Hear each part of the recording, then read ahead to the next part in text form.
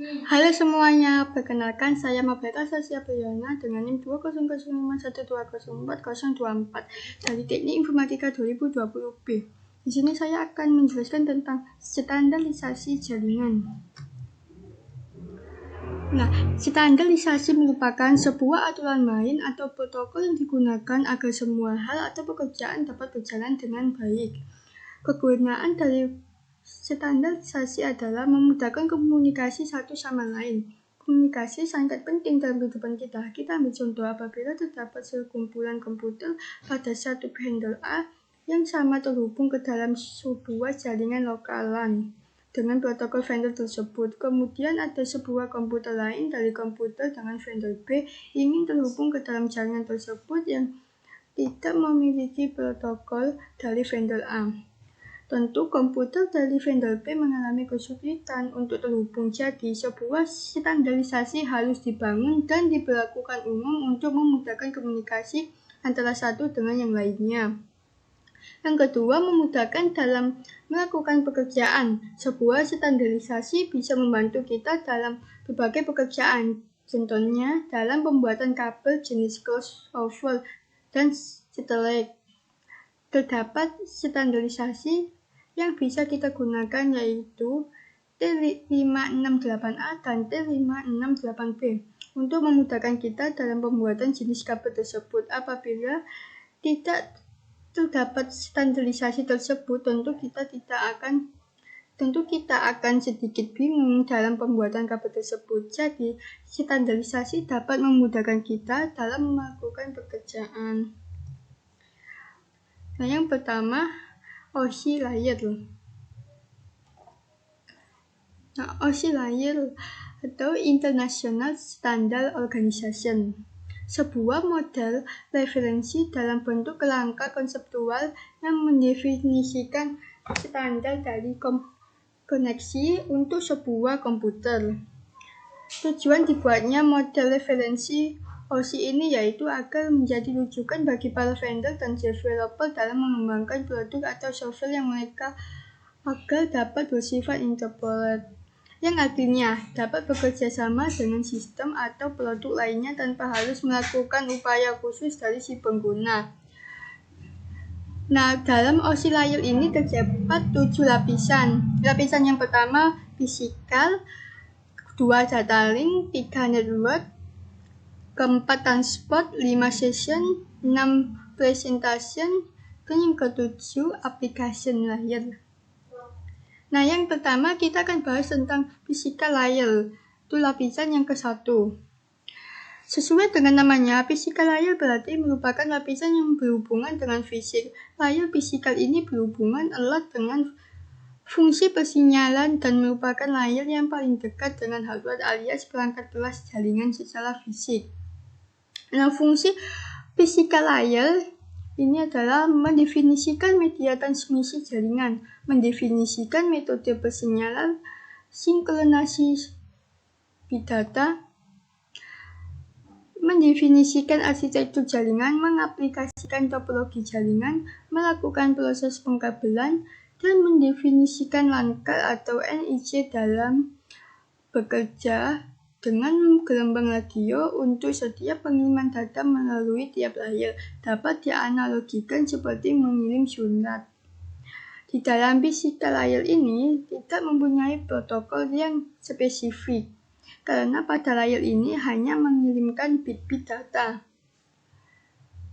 Yang kedua, data link layer merupakan salah satu layer yang paling penting, karena memiliki fungsi sebagai pengoreksi kesalahan, menentukan bagaimana setiap bit dari data dikelompokkan ke dalam frame. Pengelamatan perangkat kelas menentukan bagaimana sebuah perangkat kelas dapat beroperasi. Nah, protokol yang berada di data link layer ada PPP, Point to Point Protocol, dan SLIP, Serial LAN Internet Protocol. Nah, pada lapisan ketiga itu network layer. Fungsi utama dari network layer ini adalah untuk membantu mendefinisikan alamat IP atau internet protokol sehingga tiap komputer dapat terhubung dengan satu jaringan. Selain itu, fungsi dari network layer adalah membuat header pada paket-paket data, melakukan proses routing fungsi dari beberapa hardware jaringan seperti router dan juga fungsi hub berjalan pada layer ini dengan cara melakukan pemecahan paket data dan juga melakukan proses routing. Nah, protokol yang berada di network layer ini ada AIP, ALP, LARP, IGMP, dan IGMP. Nah, lapisan selanjutnya, lapisan yang keempat yaitu transport layer. Sesuai dengan namanya, transport layer merupakan lapisan nosi yang memiliki tugas sebagai pengantar. Fungsi utama dari transport layer pada lapisan nosi ini adalah yang pertama, memecah data ke dalam paket-paket data. Dua, mentransmisikan data dari session layer menuju network layer, maupun sebaliknya. Membuat penomoran pada paket-paket data sehingga nantinya dapat disusun kembali dengan mudah. Melakukan proses transmisi ulang pada paket data yang hilang. Berkat adanya transport layer ini, maka setiap data bisa saling berjalan dari server menuju ke kliennya dengan lancar tanpa adanya gangguan. Protokol yang berada di transport layer ini itu ada TCP, Transmission Control Protocol. Protokol yang menyediakan layanan penuh pada lapisan transport untuk aplikasi. Lalu yang kedua UDP, User Datagram Protocol. Protokol connectionless dan process to process yang hanya menambahkan alamat protection, error control, dan panjang informasi data pada layer di atasnya. Dan pada penjelasan terakhir nanti, kita akan membahas tentang perbedaan antara TCP dan UDP. Nah, lapisan selanjutnya pada OSI adalah session layer. Lapisan session layer ini memiliki fungsi utama untuk mendefinisikan bagaimana sebuah koneksi bisa dibangun, serta dapat mendefinisikan manajemen dari sebuah koneksi, seperti menghancurkan dan juga memelihara koneksi. Protokol yang berada di session layer, pertama NetBIOS, lalu NetBIOS, ADSP, PARP, dan SPDU. Nah, layer yang keenam, presentation layer. Layer ini bekerja dengan mentranslasikan format data yang hendak ditransmisikan oleh aplikasi melalui jaringan ke dalam format yang bisa ditransmisikan oleh jaringan. Pada layar ini juga data akan dienkripsi atau dideskripsi. Protokol yang berada di presentation layer ada Telnet, SMTP, dan SNMP. Nah, lapisan terakhir, application layer. Layer di mana terjadi interaksi antar muka end user dengan aplikasi yang bekerja menggunakan fungsionalitas jaringan, melakukan pengaturan bagaimana aplikasi bekerja menggunakan browser jaringan, untuk kemudian memberikan pesan ketika terjadi kesalahan.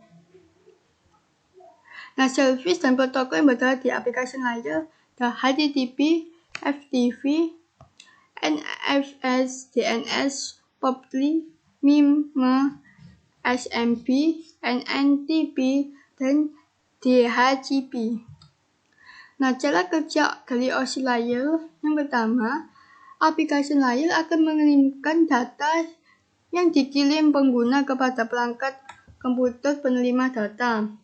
Pada presentation layer terjadi konversi email menjadi sebuah format jaringan. Yang ketiga, pada session layer akan membentuk sesi perjalanan data hingga seluruh proses pengiriman data selesai dilaksanakan. Lalu di dalam transfer layer, pengirim melakukan pemecahan data, kemudian data tersebut dikumpulkan pada transfer layer penerima. Selanjutnya, network layer membuatkan sebuah alamat sehingga dapat menuntun dan mengarahkan data hingga sampai pada tujuan yang benar. Selanjutnya, di dalam data link layer akan dilakukan pembentukan data menjadi bentuk frame serta alamat fisik. Dan pada lapisan utama tepatnya physical layer, data akan dikirim melalui medium perantara jaringan menuju lapisan transport penerima. Lalu langkah yang terakhir, alur jalannya proses akan berbalik dari physical layer menuju application layer. Nantinya akan mengarah pada jaringan komputer penerima. Yang kedua, TCP/IP.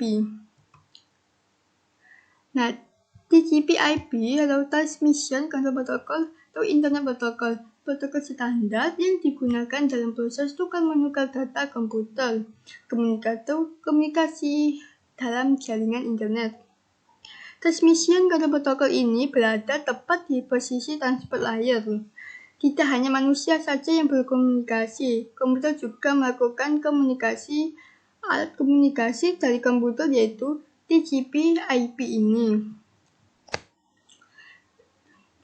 Nah, dalam TCP/IP terdapat 4 lapisan. Dan kita akan membahas lapisan yang pertama, yaitu application layer. Lapisan yang paling dasar dari sebuah protokol TCP/IP memiliki kontak langsung pengguna, aplikasi yang Anda gunakan ketika bermain komputer. Pada tahap yang satu ini, aplikasi yang dijalankan memengaruhi jenis protokol lanjutan yang akan digunakan, misalnya membuka sebuah web browser, maka komputer akan secara otomatis menjalankan protokol HTTP.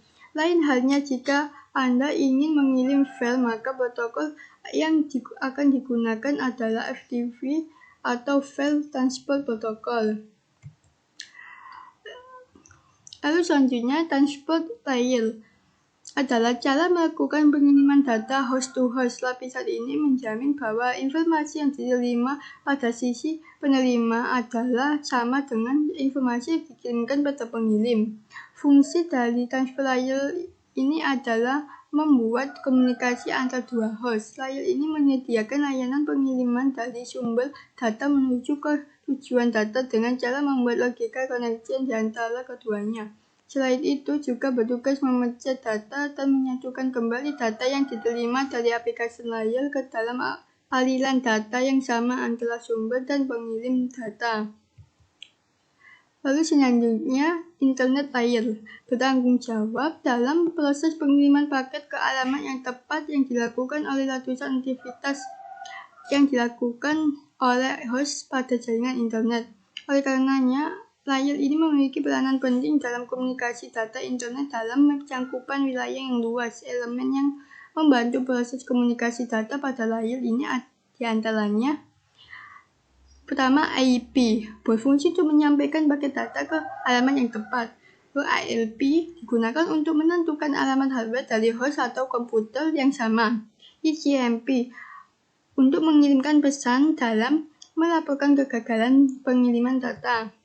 Lalu lapisan terakhir, network access layer. Layer ini mengatur bagaimana hubungan dapat terjadi antara dua pihak yang berada pada jaringan yang berbeda, seperti network layer patologi. Fungsi dari network layer adalah untuk mendefinisikan alamat-alamat IP serta melakukan deteksi dan koreksi kesalahan dari data yang ditransmisikan. Nah, cara kerja TCP/IP. Pertama, data dipecah menjadi paket kecil dengan tujuan agar bisa ditransmisikan melalui media dan protokol yang sesuai. Setiap paket data diberi label dan tujuan paket dikirim.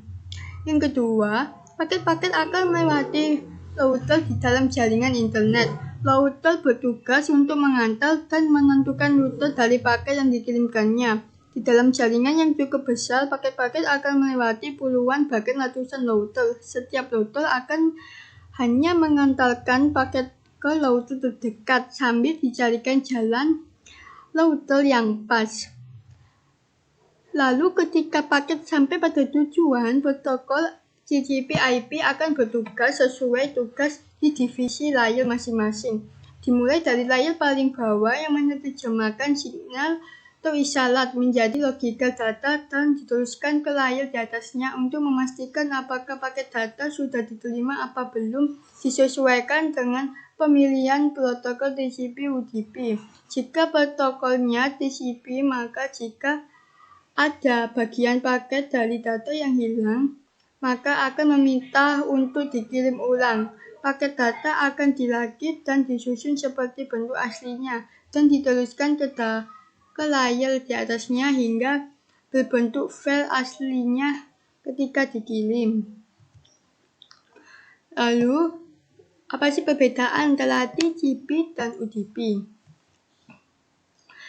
TCP adalah protokol yang connection oriented, yang berarti komunikasi yang melewatinya membutuhkan handshaking. Untuk mengatur koneksi end-to-end, koneksi dapat dibuat dari klien ke server dan kemudian banyak data dapat dikirimkan melalui koneksi itu. Nah, ciri-ciri TCP adalah pertama, terpercaya, terurut, everywhere, dan streaming. Dan UDP unit diagram protokol adalah protokol connectionless message based yang lebih sederhana. Di protokol connectionless tidak ada usaha yang dibuat untuk koneksi end-to-end. Komunikasi dicapai dengan mengirimkan informasi satu arah dari source ke destination tanpa mengecek untuk melihat apakah tujuan masih ada atau apakah koneksi disiapkan untuk menerima informasi. Paket UDP melewati jaringan dalam unit-unit yang berdiri sendiri. Nah, ciri-ciri UDP adalah tidak terpercaya, tidak terurut, leakware, dan datagrams. Nah, sekian penjelasan dari saya. Thank you.